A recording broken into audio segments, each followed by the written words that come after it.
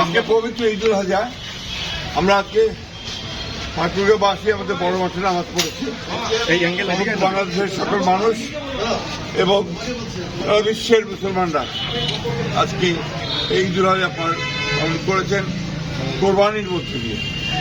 এই কোরবানি কোনো হত্যা নয়, এই কোরবানি একটা সত্যাগ্রহ, সত্যের উদ্বোধন, ত্যাগের মধ্য দিয়ে আল্লাহর নিকটত্ব লাভের একটা উপাসনা, ইবাদত।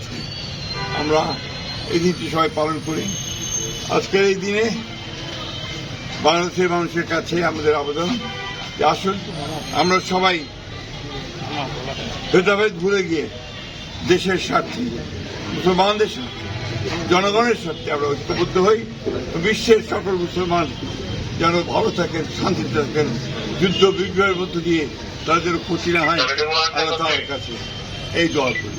আমাদের কোরবানি যেন আল্লাহ তাআলা কবুল করেন।